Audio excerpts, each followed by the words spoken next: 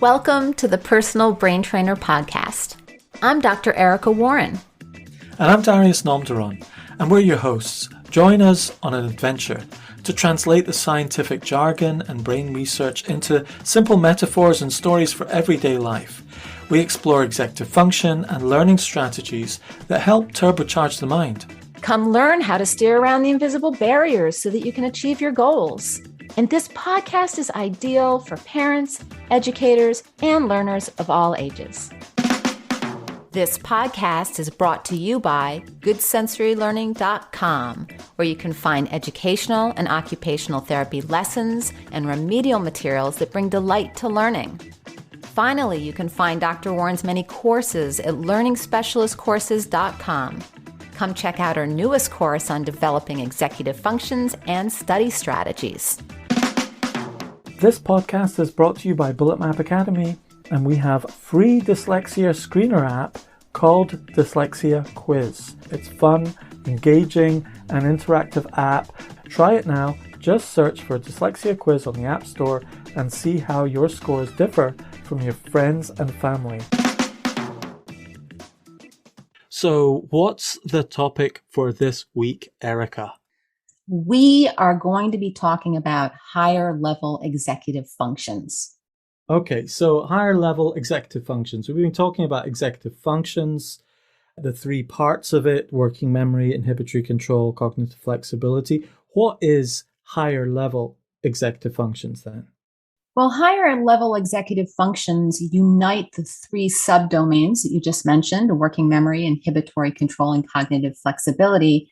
And these work together in many activities. So kind of like a sound engineer in a recording studio, higher level executive functionings can enable us to mindfully arrange, balance, adjust kind of our mental input or perceptions into a composition. And it requires a concert of reasoning, creativity, planning, pattern recognition, timing, and sequencing skills. So I thought this would be a really cool thing for us to go into in depth. Okay, so you're basically kind of saying that the working memory, the inhibitory control, and the cognitive flexibility are three separate skill sets or separate inputs into a mixing desk. Like you've got a drum kit, you've got a guitar, and you've got a vocal, and you're kind of mixing them together, balancing the levels, adjusting them so you create a composition out of them. Absolutely. So we can talk about each of these things individually, but realistically, the brain doesn't really do it that way. Yeah. Right? It's far more complex. They're always happening in unison or in sequence or a certain way that we're not really doing one without the other, or very rarely. I mean, if you have a student, for example, or an adult that is struggling with, say, working memory, you can create activities to strengthen working memory that really hone in on that. And you try to pull it away from everything else because you really want to strengthen that core cognitive skill. But in life, we really are uniting these three principles most of the time. Okay, so in episode 4, we talked about working memory. And in episode 6, we talked about inhibitory control. And in episode 7, we talked about cognitive flexibility. For those of you who need a recap, let's recap those three things together, shall we? What is working memory again? Working memory is the ability to store, manage, and manipulate a limited amount of information for reasoning, comprehension, and really preparing information for long-term memory. And that was that kind of spotlight thing in the middle of an amphitheater. You've got this little working space that is, you're in the center of the stage and you're working on that, and that's front and center. Inhibitory control. And also, just to help the people that are listening to it for the first time, we love to speak in metaphors, and we were using the metaphor of an amphitheater to kind of describe working memory, because we've got all this information coming in that we're processing through visualization and through our inner voice. And it kind of takes place in this spotlight, which is really the episodic buffer, but we like to call it our amphitheater. Yeah, so the amphitheater is the context of our mind, as it were, and what's happening. But the working memory is that small space that is limited, like that, the spotlight, where all that stuff happens. And if you don't do it inside that spotlight, you start losing it. And so we talked quite a bit about the importance of working memory and keeping your working memory clear and all that sort of thing. Great. So we've got working memory, the spotlight in the amphitheater. Inhibitory? Inhibitory control permits an individual to really block or inhibit their impulses and as well as their habitual behavioral responses in order to select really more an appropriate behavior that is consistent with completing a task or a goal. Can we block off certain things and can we focus? So this really gets into attention here. Yes, and we talked about the horse with the blinders on to stop the distractions at the side. And it's kind of like driving and putting the brakes on and that whole sort of stopping and inhibiting. And what was it? It was mute the area roundabout and zoom in. Right. Mute and zoom. I loved that. That was a really cool. So yeah, we really go into a deep discussion. We use quite a few metaphors. And we also encourage people to create their own metaphor that works for them. And then we've got cognitive flexibility, which is the last one. And this helps us switch gears based on the changing of demands, priorities, and perspectives. So this is this kind of constant switching that we need to do in life. And so really, as you can see, these three do tend to almost mix like in a big salad. We don't Yeah. often eat just the lettuce, but we like to mix it all together. And when we do, we get something far more complex and it allows the brain to do activities that are quite complicated. Yes. And the cognitive flexibility metaphor we settled in on was like sailing and adjusting your sails to the wind and tacking rather than a motorboat just powering through to where it wants to go. You have to adjust to the realities of the world round about you and choose your own metaphor, whether it's golfing or whatever natural environment you've got in, and you can't negotiate with nature, you just have to adapt. That was cognitive flexibility. Okay, so higher level executive functions, bringing all these three things together: working memory, inhibitory control, and cognitive flexibility. What happens there? That's the higher level. So, basically, there are many different higher level executive functions. Whenever we're uniting these three areas, these three subdomains, I like to call them, of executive functions, we're doing higher level. So I just decided to pick four really prominent ones. And those are reasoning, time management, organization, and identifying patterns. So we're just going to dive into each one of those. Erica, before we do, where are you coming from with all of this? Are you just kind of, I know you're not just making this up as you're going along. I mean, that's why you're here. You're kind of synthesizing the research and the reading you've been doing. Could you just say a little bit about higher level executive functions and the sort of research and background side of it and the psychology side of it a little bit? There's quite a bit of research on this. I think that executive functions is a difficult one because there isn't a ton of consensus on what it is. What I have noticed in the research is that there does seem to be a significant amount of consensus about those three subdomains. I'm seeing in the research that people are saying, okay, we agree that there's working memory, inhibitory control, and cognitive flexibility. Some people use slightly different terms, but even Harvard University has come out and said, okay, these are the three subdomains. And higher level executive functions is really just uniting those. I see that in some of the research, I see it in some discussions, but it's really just the idea of uniting them. That's helpful. So there's real clarity on those three subdomains as being the real areas of people's research and attention to understand the fundamental building blocks of higher level executive function. And in a way, that's often what you're trying to do is go drill down deeper to the core component parts, because often if one is weak, it knocks off the higher level ones. And I think that's sometimes what's quite interesting in the conversation we're about to have, I think, is when you're dealing with people with dyslexia or ADHD or other neuro divergent thinking patterns, you've got unique patterns of thinking.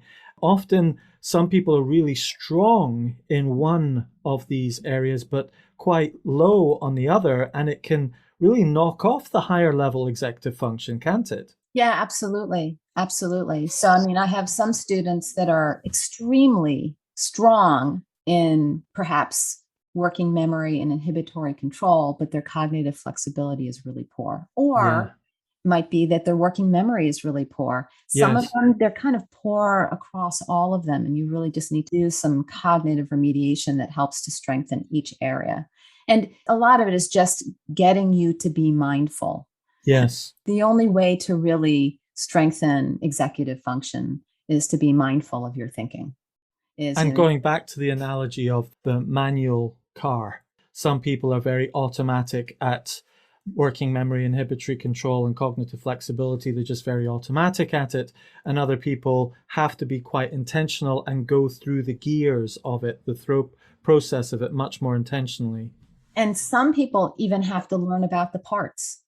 For example, two parts to working memory, the inner voice and visualization. What if you don't really know what visualization is? I've had people come into my office and I'll say, "Do you visualize?" And they'll say, "What's that?" And I'll explain it to them. And they're like, "What are you talking about? I have no idea what you're talking about." So in that case, they don't even know what the steering wheel is, if you're going to use the Yes, metaphor yes. of a It's like they car. haven't noticed the steering wheel. They're blind to it, but you point it out and they Right. go, oh, right, okay, that's what that thing is.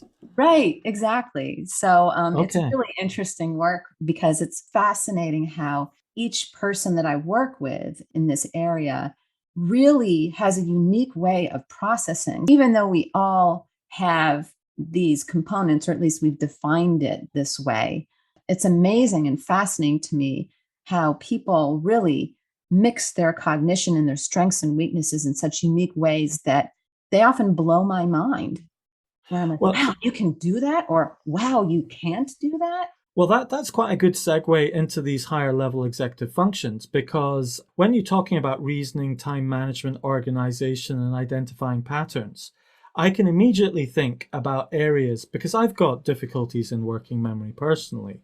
And, I've had it measured and, I've got problems with it and I've got a limited working memory. It's a very tight spotlight. And if it moves too quickly, I can blank out certain things, etc., and they get lost.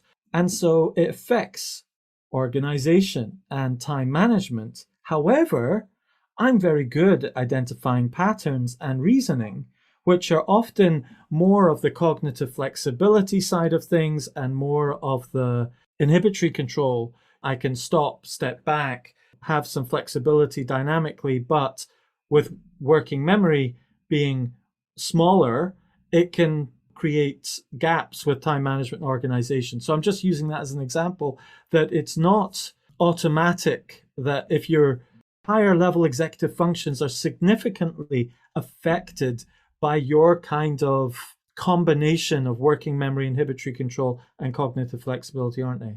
And of course, it even goes back to how our senses are perceiving the world around us. You walk down the street of New York City or in crowded locations, and it's amazing to me how everybody looks different from one another.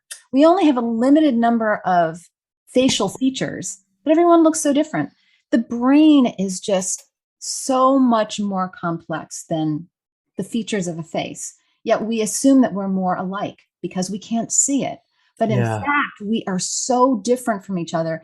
After all the work that I've done, I'm amazed that we're able to communicate as well as we do. Although I have a funny feeling that people misinterpret each other all the time. Yeah.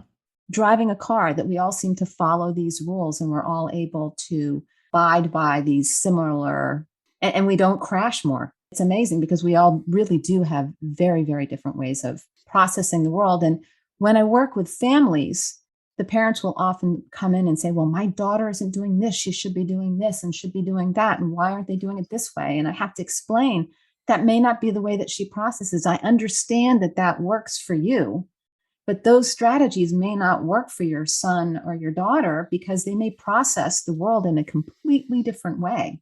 Let's go into the practical examples then. Reasoning. Yeah, so reasoning is really the act of drawing conclusions or solving problems and making decisions.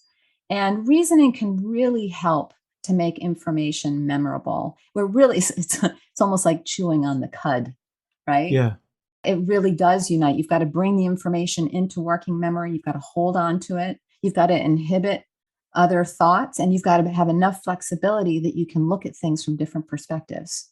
That's what reasoning is, right? Yeah. Oh, can I go off on a slight tangent on this that is associated? I was listening to someone giving a talk on dyslexia, and one of the things she said, it was the British Dyslexia Association.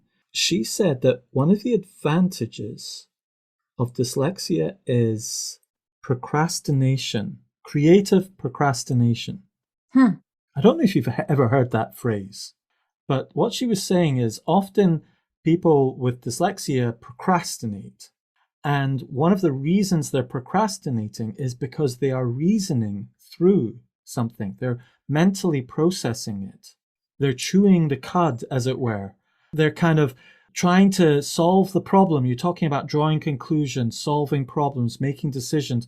Often people with dyslexia have got such a wide angled view on things that they're taking diverse information, putting it together, stitching it together, processing it, getting rid of stuff, reprocessing it, getting rid of stuff, and they're actually procrastinating on the outside. But creative procrastination can be the end result, that they come up with something and they go, I've got the answer here. And it could be like a week later or hours later when someone else has sort of expected a decision in 5 minutes. What are your thoughts on that? Well, I think you're right. I think internally they're reasoning, and externally they're seen as zoning out. Yeah. It takes them long for some, and not all. So some of them do have this slower processing speed, which is really, and it's so funny. I get so angry when people come to me and they've been told that they have a slow processing speed, and I see immediately that that is not true across all areas. What I tell them is that perhaps you don't process slowly. Maybe you're just being careful. And they often say, like, oh, thank you. Thank you for saying that. Because it's always really bothered me that, I'm slow. Well, no. Can we change that and just say that you're careful? Or perhaps you are reasoning, perhaps you are thinking, perhaps. And there are those people that are very, very pensive. They're those that pause and they zone out. They're those that are pensive and they're making connections. They're reasoning. And that's what you should be doing because it makes it more memorable, So right? go under the hood for us. When reasoning is happening, okay, this higher level functioning, the act of drawing conclusions, solving problems, and making decisions. Working memory, inhibitory control, cognitive flexibility, how are they being mixed? What's happening with the mixer to work with reasoning? Could you kind of, Well, yeah, I think, with reasoning, you have to be in your working memory. You yes, have to have the spotlight on, right? yeah, With inhibitory control, you also have to have the horses have the blinkers on to maintain their attention so they're not too distracted. And then you have to have the cognitive flexibility to reason with stuff and to come up with new ideas, that kind of creativity. So whenever you're reasoning, you're really open. You're open to suggestions and you're pulling them all in and you're processing them. And it's very much of a higher order function that really unites all three of these subdomains. so what about time management then? Time management. I love time management. Time management is so interesting because there are those people that really don't have a sense of time. They often are those that have difficulty with attention. Mm-hmm. Well, and it's very interesting to learn that for some people, that sense of time is slowed down when they're interested or not interested, and it's sped up when they're interested. So you can think of times where you were like, wow, where did that hour go? Because we were so kind of lost in thought. But I would say generally, I'm really good with time. I'll often say, I think it's 3:32. And then I will look at my watch or the clock, and I'm often right on. Wow. Unless I'm in a flow, then I have Yes. no sense of time. And for those people that have a difficult time with planning and prioritizing, then they really struggle to get to places on time, to plan out their future. They often leave things to the last minute and then they run out of time. They may have trouble making predictions or forecasting something about the future. Well, this is something that has puzzled me, okay? I have difficulty with time, and I couldn't tell the time when I was young. It took me ages to learn. I was 8 years old before I could tell the time, and I remember my dad being so angry with me that I couldn't. They spent so much time trying to teach me to tell the time, bought me special clocks, incentivized it when friends had managed to do it by the time they were 5 and 6.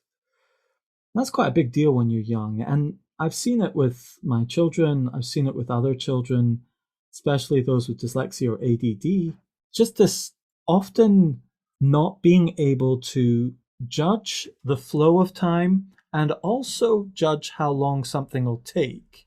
Okay, it's a perennial human challenge. You estimate it'll take an hour to do something and it takes two hours or 3 hours.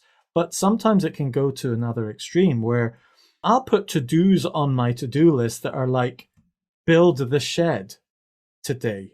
And that's going to take 3 days.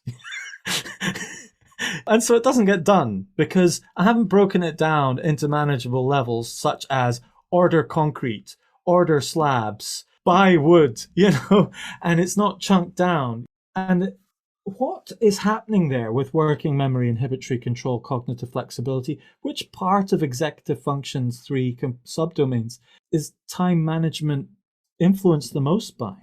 That's a really good question. I mean, we're exploring that question together in the moment, really. Let's think about it. So, being able to manage your time, and time is really something outside of working memory, inhibitory control, and cognitive flexibility. But I guess it's those subdomains that allow us to make sense of it. So, inhibitory control could be in charge of impulses, but what does that have to do with time? Yeah.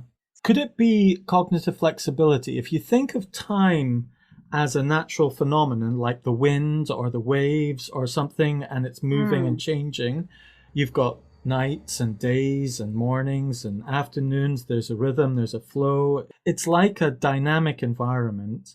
It's not just slots on a calendar, it's a dynamic flow. Cognitive flexibility is about adapting to that dynamic flow. And the reason why I'm saying that is I'm very good at time management when I can see the chunks, I can see the flow. But when it's invisible to me and it's just, we're talking time, I'll give you an example. My wife will say, right, we're on the 23rd, we're meeting dad for Christmas. And then on the 25th that we're going there. And then on this, we're doing that. And then, and I've got all these dates and it's very hard for me to see them. But the moment it goes up on a board and they're chunked off and so on, I can see the flow of time. I can chunk time. Does that make sense? Yeah, and you've actually just brought working memory and inhibitory control into it. Inhibitory control being the attention, right? Okay. Yeah. The attention to time, and working memory being your ability to kind of visualize those chunks. And then we've got Oh. our inner voice, which is also working memory, which can help us with time. One of the exercises I do, I have something that's called a bullet map planner, okay, that I teach people to use to chunk their time. So it's basically, in very simple terms, there's three parts to it. You write a bullet point list of all your ideas, random, and then you map all of those ideas in a mind map in main chunks and branches and doodles. And then you break down those little branches that you've got of information into half-hour chunks that are like a little sticky. I take a post-it note and I cut it into about a finger thickness that represents half an hour.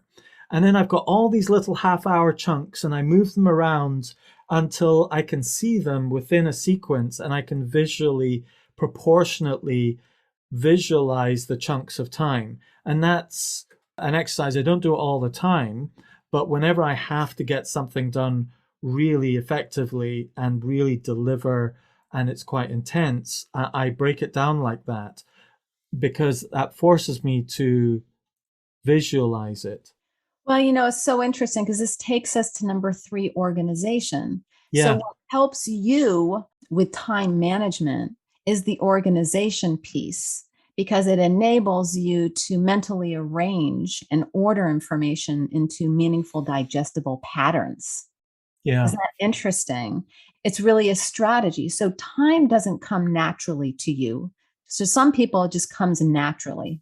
And for you to be able to wrap your mind and train your mind on time management and just time in general is you visualize, you organize, you look at patterns. So you're actually using some of these other higher level executive functions to help you wrap your mind around time. So you're using a little bit of the identifying patterns and a little bit of the organization. So you can see the fascinating thing, even with these higher level executive functions, we kind of use all of these. We use the reasoning, we use the time management, we use the organization, we identify patterns, not in isolation, but together. And when we Yeah. learn to do this together, that's when we can really improve our cognition, because these are all tools to help us to manage, really conduct our cognitive skills, going right back to executive functions at large. Don't we want to conduct our own cognitive skills? Absolutely. Right? Well, yeah, it goes back down to the core of the term executive function being the executive of your own life. Right. The executive being in charge of a company, you're in charge of your own life, your mind, your time, organization, etc. And an executive has to be excellent at reasoning, at time management, with organization and identifying patterns. So it's really Absolutely. interesting how it pulls it all together. Do you have any other thoughts on organization to take us back to that? Well, okay, so the third higher level, we've talked about mind maps, and obviously I'm addicted to mind maps. I mean, You are. I have a love-hate relationship with mind mapping, actually. There's a part of me that just wants stuff to happen. Let's just get on and build the thing. Let's just get on and do the thing. Let's just get on and write that essay. Let's just get on and make that shed. But like every craftsman knows, they have to stop. They have to make a blueprint. They have to make a cutting list of things that they've got to make and so on so they can go and build it. And I learned that early on when I learned to be a joiner. And I think that's my love-hate relationship with mind mapping, because often I'm kind of like, oh, I'll just get on and do it. But then it goes off the rails so quickly. My essay goes on and on forever and never finishes. Or you have to Whatever. cut it apart into pieces and retape it back together because it's always on order. That's right. And there's no structure to it. I go off the rails. I go off the rails with time management or whatever.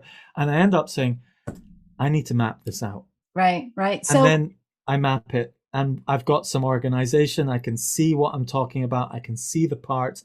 Sometimes it's like building a jigsaw puzzle. Imagine you had your jigsaw puzzle in front of you and you had the box of pieces underneath the table, okay? And you went to the box and you pulled out one piece and you go, right, where does that go? Oh, I think it might go there. And another piece. Oh, I think it might go there. That's not how people do jigsaw puzzles. They empty all the pieces out. They flip them the right way around. They kind of cluster them in the rough colors. They find the corners. They find the edges. They start putting it in. And those people who know how to get the job done have a process to do it. Yeah. And my process is mind mapping, because that's actually bullet mapping is the way I do it now. Because for me, with a dyslexic mind, I can't go straight into a map because it's completely disorganized. I have to take time to flip all the words and pieces, write them down as a bullet list, identify what the corners and the edges are, and then draw my map so it's actually organized. That's a big thing for me. I really like outlines, and I like outlines in a way so that you don't have to, for example, for writing, so that you don't have to write in a sequence. So if you get out your topic sentences and you know what each paragraph is going to be, then you can kind of color code all the research or the information in the same color as each of those paragraphs. So I like to use color. I like to use outlines. I love timelines. If I was ever a history teacher, I would tell my students that they had one assignment, only one assignment. And that assignment was to create a timeline of the whole course. Yes. And make it as detailed as possible with lots of colors and lots of images. Oh, love it. Wouldn't that just be awesome? Because that's great. So you would have the timeline, you'd have the end, exam, and then there would be an essay due then, and then we're going to study this as a block, and you'd have some pictures of the blocks, and you just fill it all out and see exactly what you're going to learn. Well, I would really give them a really, really long, you can get these really long things of Paper paper, roll. a paper roll, exactly. And Yeah. just everybody gets a paper roll, and you start here and you just keep going until we get to the end of the class, and you just add as many details as possible and bring in Oh, so color. so would you do it so that every week you would add to the timeline, or would you do it as an overview? They would add every day they had a class, they would have to add to their time. Ah, I've got But I you. would I would Okay. have to present it in a way. Well, you'd have two options. I could say draw out the whole timeline. We're going to start on this day and we're going to go to this date. And then they could fill it in randomly. But I would probably present it from the earliest to the latest. Every history teacher is different. Some like to look at patterns across time, and others like to work in a sequence. But I just thought that would be the coolest assignment for a history teacher. And then, we've also got planners and agendas, which really help us to organize information. And it's going back to time management again. Those planners and agendas are a way for us to see or visualize or be able to organize time. Well, they're scaffolds. Like teachers often talk about scaffolding an essay.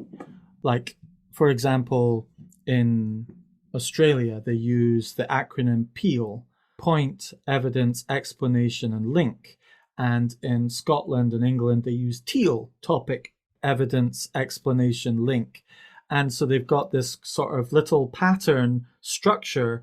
And the way an essay should be structured is introduction, point one, point two, point three, and conclusion. And point one is always appeal: point, evidence, explanation, link. So they've got this sort of organizational structure as a scaffold. And even I found it really useful in storytelling. I've got a scaffold for storytelling, which is the story star.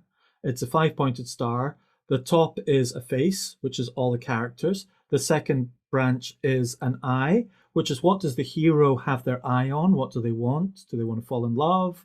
Do they want to get rich? Do they want to be popular? What do they want? You've got to know what the hero wants so that you can tell the audience when they get it, and that's when the story's finished.